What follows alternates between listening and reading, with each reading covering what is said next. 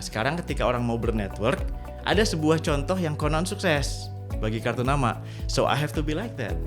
Nah jadi kita cuma menjadi imitasi dari apa yang kita rasa best practice. Padahal itu bukan best practice. Kita jadi lupa otentik. Gue sebetulnya gimana sih? Cara ngomong gue gimana sih? Nah gitu, cara gue menarik perhatian orang gimana sih? Apa sih yang orang suka dari gue? Jadinya dia jadi cuma niru orang aja. Jadi melihat, karena dia melihat dan mempelajari. Melihat, mempelajari, copy, paste. Melihat, mempelajari, copy, paste gitu terus. Dia lupa Tanpa menggali authenticity.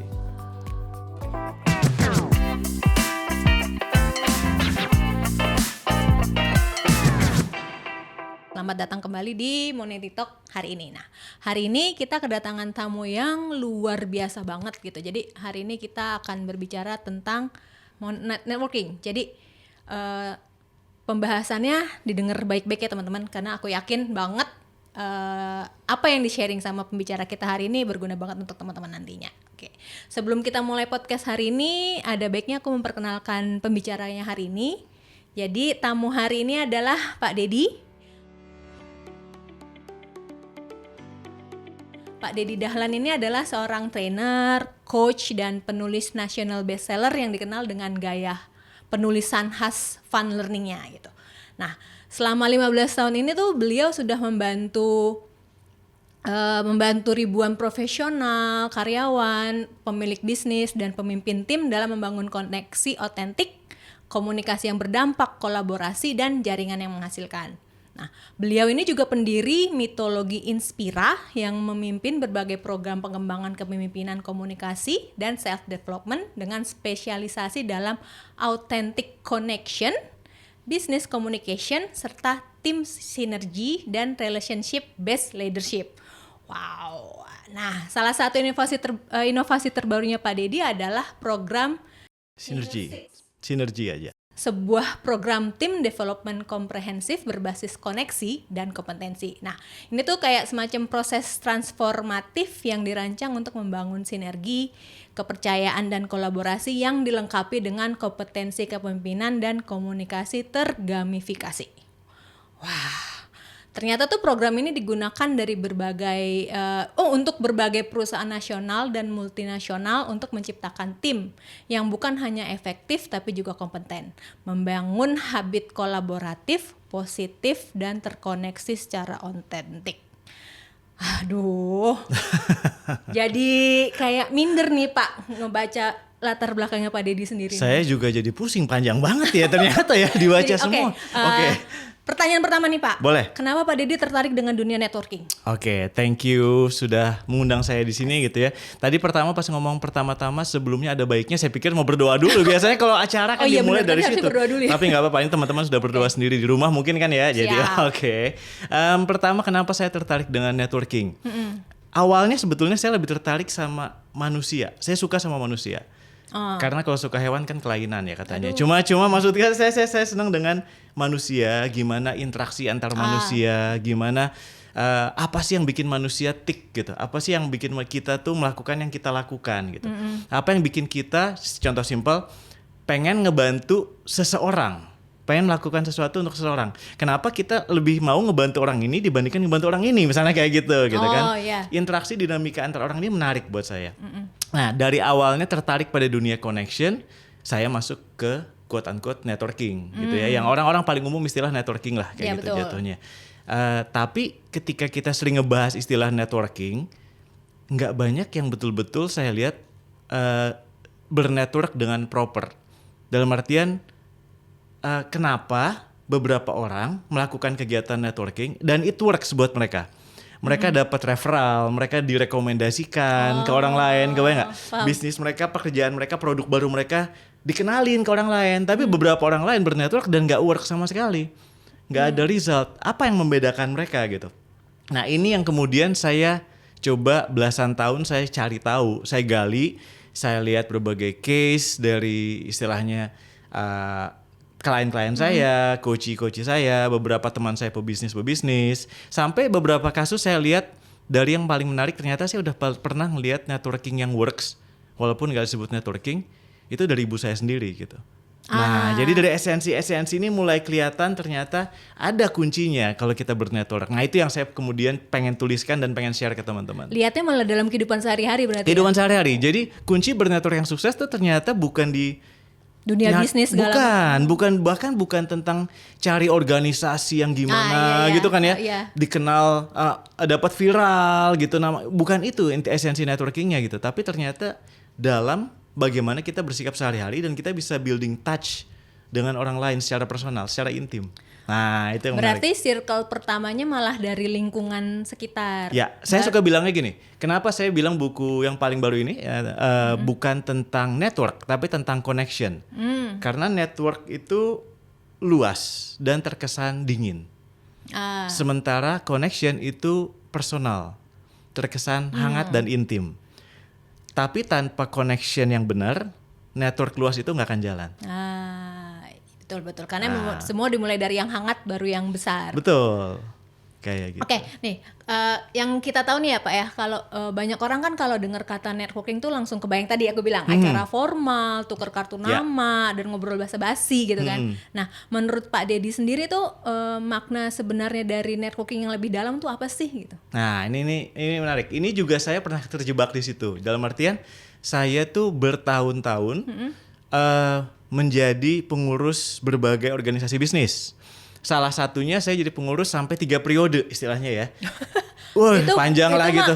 Nggak ada yang mau ganti kali. Nah, itu dia mungkin ya. Mungkin itu udah aja lampu merah sebetulnya. Gue ngapain masih di situ gitu. Ini organisasi yang cukup besar dan orang kalau saya sebut orang tahu lah apa organisasinya. Cuma nggak usah kita sebut. Tadi kita sensor gitu ya. Jadi si organisasi ini sendiri saya lama di sana. Saya kok ngerasa bernetworknya juga nggak efektif. Jadi kayak saya dapat bisnis juga nggak terlalu, dapat referensi nggak terlalu, dan pertemanan pun nggak terlalu. I thought I have friendship sama mereka. Tapi setelah saya nggak lagi aktif di sana, saya ngotak mereka pun mereka nggak terlalu ngejawab. Jadi penuh dengan orang-orang yang memang kesana buat jualan. Jadi mindset orang buat network itu adalah gue mau jual diri, gue mau jualan, gue mau jual bisnis gue mau jual produk gue. Tapi masalahnya gini, kalau lu datang ke sebuah tempat dan lu pengen jualan, semua orang yang kesana pengen jualan, siapa yang beli? Nggak ada, kan sama-sama jualan. Itu dia gitu. Jadi banyak network mindsetnya kayak gitu. Jadi mereka tukeran kartu nama, sekedar pengen supaya gue dikenal banyak gitu. Kartu nama yang mereka sebarkan dan kartu nama yang mereka terima 80-90% akhirnya ada di laci, berdebu, nggak pernah dibuka lagi, nggak pernah dikontak lagi. Iya lagi. Kita berharap gue udah dikenal banyak nih, kartu nama habis 1 box gitu. Padahal sebenarnya nggak ada hasil. HP kita nggak bunyi pas ada peluang yang harusnya kita dapatkan kayak gitu. Jadi esensinya bukan di situ ketika kita ngomongin network, tapi lebih ke arah ketika kamu ketemu orang, terlepas dari ini network gede atau enggak, network kecil atau gimana, apakah kamu meninggalkan rasa di dalam diri orang lain? Kesan. Aku mungkin membawanya lebih jauh dari kesan. Kalau kesan kan cuma kayak superficial ya. Meninggalkan rasa kayak kamu bikin dia merasa apa ketika dia bersama kamu gitu. Apakah dia ngerasa gue suka orang ini nih gitu ya. Apakah dia ngerasa ini orang fun to be with nih ya gitu.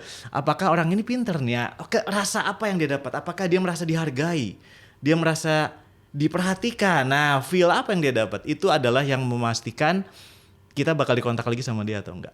Kalau nyaman is a good thing. Kalau kita bisa bikin contoh gini, misalnya kita datang ke sebuah sesi networking ya, mungkin teman-teman juga di rumah juga pernah lihat pas kita ke acara organisasi selalu ada most of the time lah ada orang yang masuk ruangan dan entah kenapa begitu dia masuk atmosfernya berubah. Orang jadi merhatiin, orang jadi pengen ikut kumpul ke sana, pengen ikut ngobrol. Kadang-kadang nggak selalu artis, bukan orang terkenal, cuma nyaman aja kita denger dia ngobrol. Pas dia duduk di samping kita, dia nanya, bisnisnya apa mbak? Gitu kan? Oh seru banget, itu apa aja kliennya? Dan kita ngerasa diperhatiin, betul? Selalu ada orang kayak gitu. Nah orang-orang kayak gini yang biasanya mendapat referral dan benefit gede dari networking. Oke, berarti nggak cuma harus jualan aja berarti kan? Jangan datang ke acara network dengan mindset jualan. Siap. Itu nomor 1. Sure, kita memang pengen cari uang ya. Ujung-ujungnya cuan, tak kenal maka tak cuan. Tapi ingat, cuan adalah belakangnya. Awalnya tak kenal dulu. Inti pertamanya adalah ingin dikenal. Ingin mengenal. Nah, menarik Mengenal ya. dan dikenal, bukan? Ada kalimat gini. Seek to be understood. Seek to understand and then to be understood. Jadi kita kenal orang dulu, baru kita akan dikenal. Jadi ketika ketemu orang, jangan kita yang merebut lampu sorot. Gua gini loh gitu. Tapi kenal dulu, kamu siapa, kamu butuh apa gitu. Itu yang akan bikin mereka ingat sama kita. Oke. Ya, paham. Kebayang Sedikit kebayang. Nah, dari pengalaman Pak Dedi tadi nih gitu. Kenapa sih networking tuh banyak sering dianggap banget berat atau canggung gitu? Padahal kan seharusnya tadi bisa terjadi secara alami natural, gitu kan. betul. Tapi kenapa semua orang tuh canggung gitu atau ngerasa berat kayak masuk ke lingkungan baru gitu tuh kenapa berat sih itu? Pertama, kita nggak pernah diajarin untuk bernetwork atau membangun koneksi, membangun relationship ya. Kalau saya ngomong koneksi atau relasi, jangan mikirnya koneksi konotasi, politik atau apa, bukan. Tapi membangun hubungan, membangun relasi sama orang. Kita nggak pernah dididik secara benar untuk itu. Dari SD, SMP, SMA, kita tuh cuma diajarin, kita perlu tahu Budi punya berapa semangka, dikasih ke temennya berapa semangka, maka sisa semangkanya Budi berapa. Bukan untuk kenalan temennya kenapa butuh semangka, kenapa temennya nggak bisa beli semangka sendiri. Kita nggak diajarin cara membangun relasi yang baik. Bahkan beberapa orang terbiasa nilai untuk berada di sekolah tuh bukan berkomunikasi, membuka relationship, tapi nilai berada di sekolah tuh adalah diam. Itu adalah value yang dihargai di sekolah. Duduk, diam, gak usah ngomong, perhatiin guru, ngomong kalau perlu. Yang banyak diskusi dianggap berisik di kelas. Kadang-kadang kena hukum malah. Jadi yang harusnya kita lebih banyak bisa belajar interaksi antar manusia, kita jadi lebih concern pada nilai matematis, fisika. Of course itu penting ya. Tapi kita jadi lupa dengan value pertemanannya sendiri. Kita nggak belajar gimana sih build relationship yang bener-bener tulus, network yang bener-bener saling menghargai kayak gitu. Dan karena itu pas kita udah gede nih, pas kita udah kerja nih, dibilang networking kita confused. Apa itu networking? Harus ngapain gue? Yang paling gampang kebayang cuma datang kasih kartu nama. Bukan building relationship, bukan building connection antara satu sama lain. Iya, bener. Dan karena itu jadi awkward rasanya, kagok gitu. Iya, karena gimana ya, kayak masuk ke lingkungan baru dengan yang tidak kita kenal gitu. Betul, Dan mindset kita masih jualan. Bernetwork itu untuk jualan. Jadi kita sebelum ketemu orang udah langsung mikir dia mau beli barang gue ya. Dia mau beli barang gue gak nih gitu. Gue ngomongnya gimana ya, gue mulai kenalin produk gue gimana ya. Of course itu gak akan nyaman untuk membangun koneksi yang baik dengan orang lain.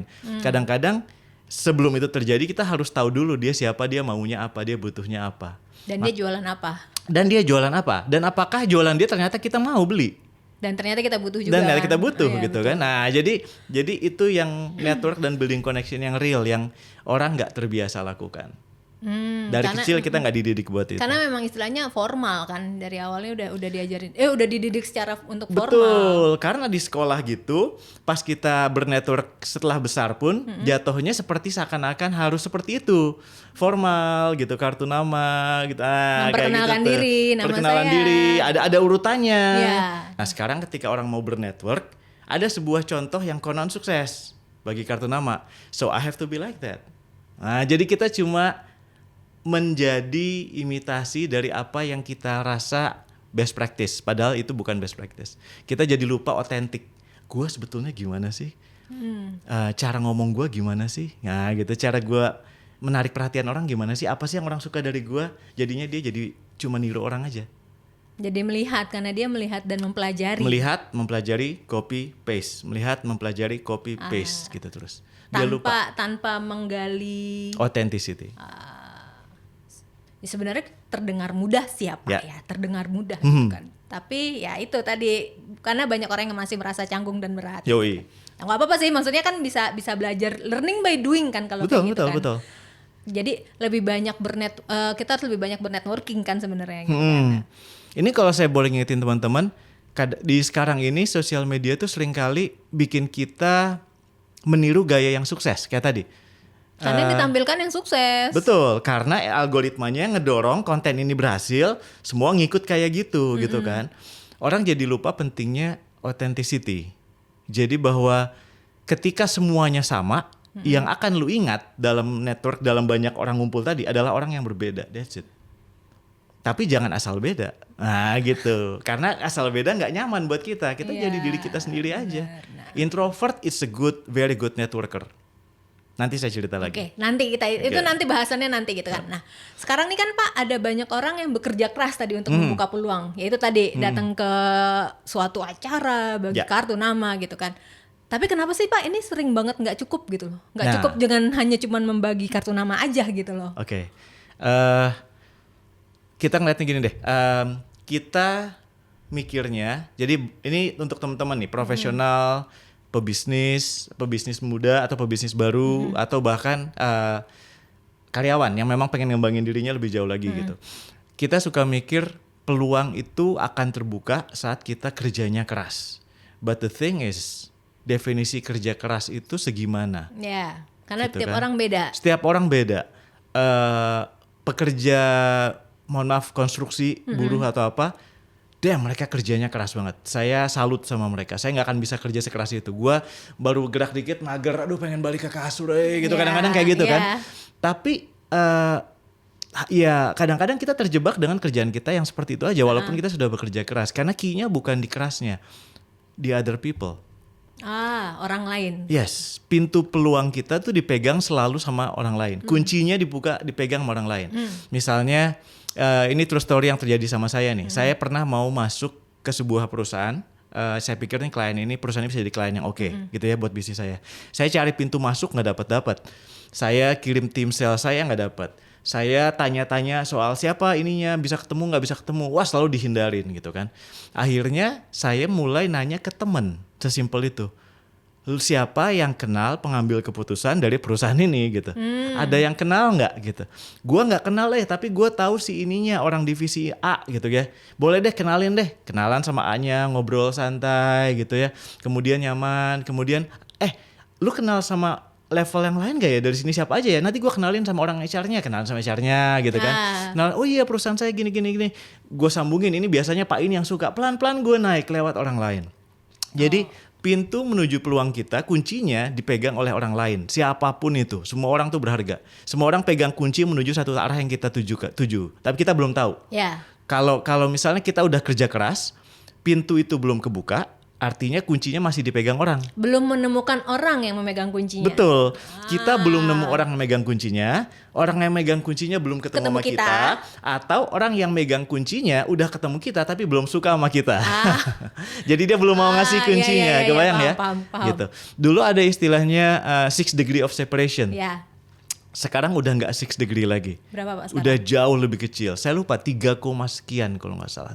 Jadi dengan sosial media itu jauh lebih kecil, lebih dekat, dan akhirnya lebih gampang kita untuk nemu siapapun. Jadi lebih intim kan? Kalau makin sedikit kan jadi lebih intim. Kan? Nah kalau orang dengan situasi yang intim ini, mindsetnya masih network besar, bagi kartu nama tapi cold, dingin, dia berada di dunia yang salah sekarang. Dia harus belajarnya cara gimana saya bisa mengembangkan intimate relationship dengan orang lain.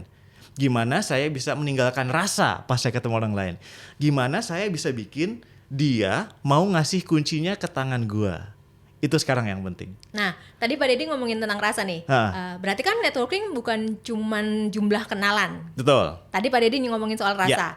Bisa dijelaskan lebih jauh nggak sih Pak maksud rasa dalam konteks koneksi bisnis ini gitu loh? Oke. Saya punya 2 mentor lah ya, saya ceritain singkat aja. Satu mentor namanya Erminio, nggak apa-apa untuk nggak usah disensor. Yang satu lagi namanya Kurt, orang luar dua-duanya, beda negara. Bukan, saya nggak setua itu. Kalau gue setua ya, jadi eranya agak beda ya gitu. Satu lagi mentor namanya Kurt. Dua-duanya ini meninggalkan rasa di dalam diri saya yang nyisa sampai sekarang. Dan style mereka beda banget. Erminio, kalau kita ngobrol sama dia, itu tuh berasa kita lagi sama orang yang kayak angin ribut berjalan gitu, kebayang nggak? Cerewet. Kayak gue, ya. Jadi heboh, aktif, wah semangat, rame. Kita masuk lift, liftnya jelas-jelas ada tulisan batasan orang 5 orang, kita masuk udah bertujuh, terus dia bilang, hah ternyata cukup kuat 7, kita loncat-loncat cobain. Hal kayak gitu tuh, kebayang gak? Jadi selama sama Herminio, kita merasa diperhatikan. Karena kalau dia ngeliat kita ada sesuatu, dia akan tanya, how do you feel today? Gitu. Lo rasanya gimana? Oh I see, makanan lu suka apa? Do you like this? Kemana kita cari? Gue pengen coba makanan kesukaan lu deh. Kebayang gak? Kebayang. Dengan cara itu, dia meninggalkan rasa di gue yang, oh my god, gue diperhatiin banget sama Herminio. Gitu. Gue something special ketika gue berada sama Herminio. Dan walaupun dia sekarang udah gak di Indonesia, tapi gue masih kontak-kontakan dan gue masih ingat apa yang dia lakukan untuk gue, apa yang rasa yang dia tinggalkan buat gue, yaitu gue feel diperhatikan, gue feel notice. Bersama dia gue feel sebagai someone, gue adalah seseorang gitu. Kurt agak lain, dia tipe yang diem, serius, kalem. Kalau ngelihat kita tuh matanya kayak nusuk. Dia nggak ngejudge, tapi kayak menilai. Kayak kalau kita diliatin sama kepala sekolah pas kita baru nakal, bayang nggak? Ya, dia nggak ngomong apa-apa, betul, kayak gitu aja. Apa sih screening? Tapi bukan screening annoying yang ya you know, ya, kayak gitu. Bukan. Dia cuma kayak, dia nyebutnya presence. Jadi dia bilang, when I look at you, I truly look at you. Gue nggak mikir hal lain, gue nggak mikir situasi lain, gue nggak ngeliat orang di samping lu. I truly look at you, kata dia gitu. Dan karena itu setiap kali dia ngeliat, kita jadi ngerasa kayak betul-betul seseorang yang penting. Karena dia listen, dia nanya, terus dia merhatiin, dia nggak noleh kiri kanan, dia nggak teralih, dan gue ngerasa yang oke, gue seseorang yang penting. Berarti sampai orang kayak gini betul-betul merhatiin, nggak teralih. Itu rasa. Berarti didengar. Kalau didengar adalah tindakan dia ya. Iya, mau mendengarkan atau gini, simpelnya gini, maksud saya meninggalkan rasa gini. Kita melakukan sesuatu adalah action. Ya. Efek yang dirasakan orang itu adalah rasa yang ditinggalkan. Aftertaste. Yes, thank you. Jadi kayak misalnya hal simple, saya senyum sambil ngeliatin lurus, gitu ya. Itu hal yang sederhana, senyum sambil ngeliatin lurus. Tapi kalau kita bisa bikin ketika kita ngomong itu, orang yang ngajak ngobrol sama kita ngerasa, ih dia bener-bener merhatiin gue, itu rasa yang ditinggalkan. Gitu, kebayang ya? Kebayang. Pas ada yang curhat, kemudian kita ngelihat ke arah dia, dan kita betul-betul ngedengerin tanpa ada distraksi bahasa tubuh. Dan dia ngerasa, oh orang ini care sama gue. Itu rasa yang ditinggalkan. Jadi rasa itu yang akan lebih nyisa. Nah ini yang meninggalkan kesan. Betul, dan itu yang akan kemudian ketika misalnya dia ketemu atasannya dan atasannya bilang, gue nyari produk ini dong buat jadi souvenir kita. Oh, I know exactly who you need to call. Gue kenalin sama orang yang ketemu sama gue kemarin. Nah itu yang kita inginkan itu dalam sebuah jaringan network. Betul. Oke. Nah tadi Pak Deddy juga ngomong tentang orang-orang yang introvert. Nah tadi katanya kan bilangnya good network. Nah, tapi kan tidak semua orang tidak semua orang introvert ngerasa jago ngobrol. Yes. Ada orang yang merasa seperti itu, orang introvert lagi gitu kan. Nah, strategi apa sih yang bisa dipakai supaya tetap bisa membangun networking yang kuat untuk orang-orang introvert ini? Oke. Pertama, introvert dan extrovert, karena saya kebetulan certified MBTI practitioner ya. Jadi kebaca nih nanti nih. Ya, jadi satu kesalahan terbesar orang ketika ngomongin extrovert introvert itu adalah memikirkan soal skill ngomong. Ya. Padahal enggak. Extrovert dan introvert itu bukan tentang kemampuan ngomong, kemampuan bicara, kemampuan punya teman, kemampuan berhangat-hangatan gitu ya. Kemampuan eksis gitu bukan gitu. Itu tentang attention dan energy. That's it. Artinya extrovert mencari perhatian atau memusatkan perhatian keluar dirinya dan dapat energi dari luar dirinya. Ya. Jadi semakin ada interaksi dia semakin full energinya. Oke. Baterai full, kebayang ya? Sosial lagi baterainya. Ya betul. Sementara introvert dia bukan nggak bisa, dia bisa. Tapi pada saat dia berinteraksi baterainya kepake. Oh bukan malah menyerap. Energinya terpakai. Jadi kalau konsepnya E ngomong sama I, E-nya energinya keisi, I-nya energinya kepake gitu. Makanya suka dibilang iya gitu. Jadi kadang-kadang kan bercandaan saya, Introvert kalau lagi asik kerja terus dari sudut matanya dia ngeliat extrovert datang, dia udah berdoa tuh, lindungilah saya dari godaan extrovert yang terkutuk itu kan gitu.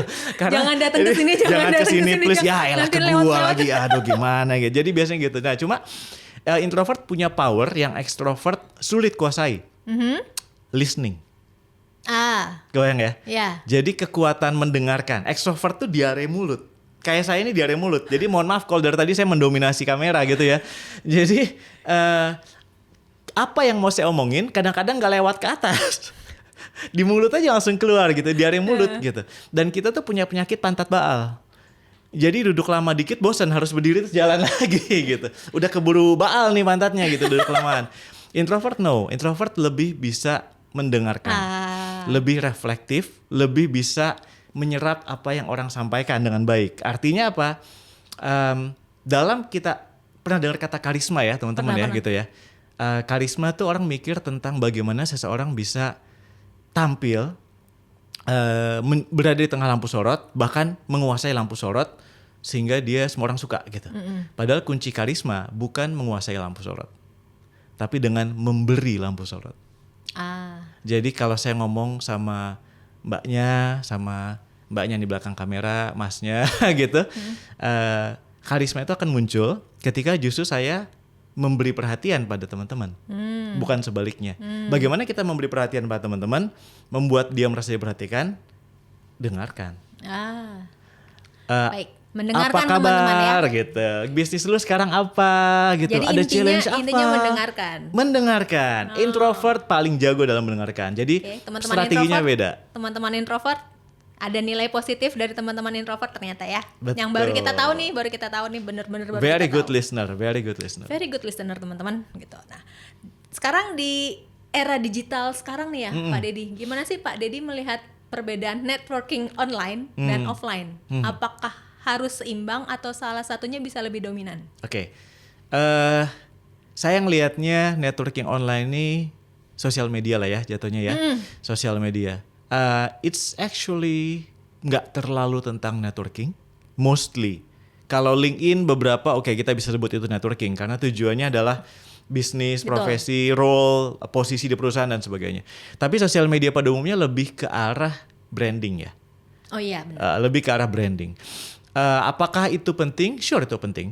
Cuma itu buat saya adalah networking dalam hal membuat orang kenal sama kita.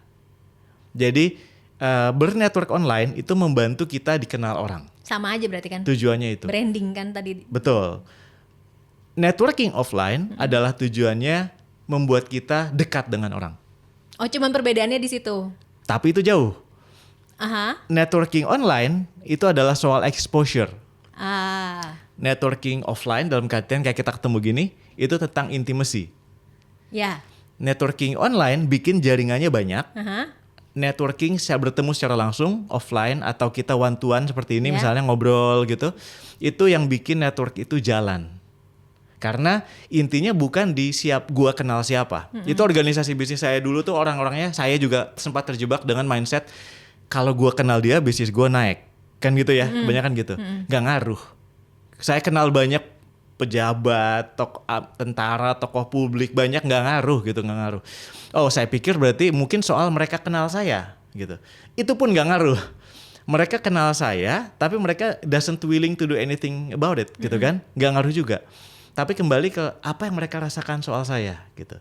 Nah, itu kadang-kadang butuh kesentuhan personal. Berarti offline dan online sebenarnya saling berhubungan. Berhubungan, perlu balance, Oke. tapi jangan hanya online. Karena online itu cuma nyebar jaring. Kemudian offline atau ketemuan itu lebih ke arah shake hand dengan satu-satu. Itu yang meninggalkan rasa adalah shake handnya. Berarti nggak boleh lebih berat di salah satu, berarti harus seimbang antara offline dan online networkingnya. Yes, bisa dibilang begitu. Walaupun saya pribadi lebih suka networking secara langsung. Itu mungkin pengaruh karena saya orangnya extrovert, penuh extrovert. kehangatan dan butuh kehangatan. Mungkin kayak gitu ya, kayak gitu. Oke. Nah, menurut Pak Deddy sendiri nih, cara paling sederhana untuk merawat koneksi agar tidak terkesan baru ngubungin kalau butuh. Nah, Cara sederhananya aja. jangan ngubungin kalau butuh. Cara paling simpel Sesimpel itu ternyata ya. Sesimpel itu. Kita kembali ke yang SD tadi ya. Aha. Kita nggak diajarin untuk menurture relasi kita dengan orang lain. Jadi mindset kita jualan, bawaan kita adalah gue ada perlu ini, gue ngontak. Jadinya jadilah itu tadi, ngubungin hanya kalau butuh. Sesimpelnya ya usahakan untuk jangan ngubungin hanya kalau butuh. Ini jujur saya pun sempat terjebak dalam ini for years gitu, selama bertahun-tahun. Karena nggak dididik untuk itu tadi gitu. Jadi kalau cuma nanya main yuk atau apa kabar gitu, gimana It's kerjaan? good thing, nggak apa-apa. Justru itu perlu. Sesimpel gini, teman kita misalnya kita tahu suka gitar, kita ngelihat ada gitar unik, bro ini keren banget nih, lu pernah coba nggak? Selesai. Jadi jangan hanya ngubungin kalau butuh doang gitu. Sesimpel Kayak mau nonton, ada film bagus, gue tahu ada dia yang mau suka nobar nonton. nggak? Gitu. Terus misalnya kita tahu dia di daerah Tangsel. Gue lagi mau ke Tangsel nih. Ada jajanan enak nggak? Nah gitu. Jadi usahakan terus reconnect. Berarti benar alami ya Pak ya? Natural banget. Cuma kadang-kadang kita merasa, aduh itu mindset yang salah itu. Bahwa karena orang ngubungin kita kalau butuh, kalau gue ngubungin dia ngerasa gue seakan-akan mau sesuatu gak ya gitu kan. Ini ada maunya nih. Kayak gitu. Padahal kita harus dalam istilahnya Ivan Misner, dia juga pakar network internasional ya. Ini networking itu bukan tentang hunting. Ini tentang farming. Wow, farming. Nah, itu tuh kalimat yang paling bagus menggambarkan. Nah, kalau ada satu kesalahan terbesar yang harus dihindari orang saat membangun networking itu kira-kira apa, Pak? Fokus pada kuantitas. Itu yang menurut saya sangat terbesar. Berpikir bahwa semakin banyak gua punya kartu nama orang, semakin baik. Semakin banyak gua tahu orang, semakin baik. Kenapa itu salah? Karena menurture orang yang terlalu banyak itu sulit. Dan kita nggak sempat ngebangun intimate relationship sama mereka. Dan itu secara jumlah tuh sebetulnya ada batasannya. Kita bisa mengingat nama orang. Jadi iya lagi. betul kayak gitu kan. Siapa namanya? Itu berarti dia udah keluar dari lingkaran utama kita tuh. Itu gitu. yang kemarin, yang ini gitu, yang rambutnya ini gitu. Betul, kan kayak gitu kan. pasti gitu jadinya. Jadi jangan fokus pada kuantitas, fokus pada kualitas. Jadi pastikan teman-teman yang precious buat kita, kita terus nurture dan kita terus deketin terus, makin intim terus gitu. Nobar bareng berarti double ya, nonton bareng-bareng berarti ya. Oke. Nobar, mabar gitu kan. Kemudian nongkrong bareng beneran tanpa tujuan disapa, jaga kualitasnya. Kayak tanpa gitu. menyinggung pekerjaan, tanpa menyinggung apa ya? Ya itu tadi kalau butuh. Tanpa ya, ngomong kita nyari aja, apa. Gitu. Iya, Cuman temenan pertemanan aja gitu tanpa kan. gue lagi nyari ini nih. Walaupun kita lagi butuh sesuatu yang mungkin dia tahu, tapi jangan langsung ke sana. Betul. Tapi jangan langsung to the point ke situ. Jangan, slowly aja dulu. Misalnya kalau ada waktu untuk ke momen kebutuhan kita 2 minggu lagi, kontak dia dari sekarang, sapa-sapa dulu. Dan lebih bagus lagi kalau kita tadi seek first to understand before be understood gitu kan. Jadi kita mulai dulu dengan, lu sekarang bisnisnya apa bro? Gue pengen tahu soal bisnis lu. Lu butuh siapa? Nah gue kenalin. Kalau perlu kenalin aja dulu kebutuhan dia. Jadi dia akan ingat ketika nanti ada kebutuhan. Tuh. Nah, pertanyaan terakhir nih Pak Deddy. Pertanyaan terakhir. Nah, kalau harus memberi pesan singkat buat pendengar podcast ini Moneti Talk, pendengar Moneti Talk, satu langkah kecil apa yang bisa mereka lakukan hari ini untuk mulai membangun networking yang tulus dan efektif? Oke. Pertama lihat circle kita dulu. Seberapa banyak orang dari circle kita yang kita udah berapa saat nggak kontak, kayak gitu. Ya, banyak kayak gitu ya. Dan circle terdekat banyak juga senyum, kayaknya tiba-tiba keinget ya. Banyak lagi nih. Jadi kayaknya. yang udah lama kita nggak kontak, mulai dari say hi sama mereka dulu. Tanya kabar mereka. Tanya mereka sekarang sibuk apa dan apa yang kita bisa bantu buat mereka. What can I do for you? Itu kalimat magical yang bisa ngebuka barrier kayak gitu. Nggak berarti kita harus langsung nurut semua kebutuhan mereka, tapi at least kita pay attention sama mereka. Kita tunjukkan kita care sama mereka. Mulai dari situ dulu. Lihat circle utama kita yang kita berapa saat nggak kontak, circle yang sebetulnya kita bisa saling menguntungkan, mulai reconnect lagi. Manasin hubungan lagi. Angetin hubungan lagi. Mulai dari situ. Sisanya akan mengalir secara natural. Tuh, teman-teman yang punya kontak udah lama nggak dikontak, coba di say hi. halo apa kabar gitu teman-teman. Siapa tahu nanti anget lagi, pertemanan yang dingin jadi anget lagi gitu. Betul. kan. Dan kunci peluang kita ada di tangan mereka sebetulnya. Ya siapa tahu, Betul. siapa tahu ada di tangan teman-teman yang sudah lama menghilang gitu Iya. kan, nggak ada yang tahu gitu kan. Oke, Pak Dedi terima kasih banyak. Siap. Duh, perbincangan podcast kita hari ini kayaknya Terima kasih. setengah jam nggak cukup nih. Maaf saya hogging the mic.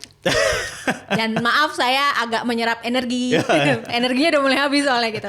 Oke, teman-teman terima kasih banyak. Pak Dedi terima kasih Sama-sama. banyak. Untuk teman-teman Moneti jangan lupa nyalakan lonceng subscribe dan like video-video Moneti lainnya ya di akun Moneti Official. Oke, terima kasih. Bye. Bye.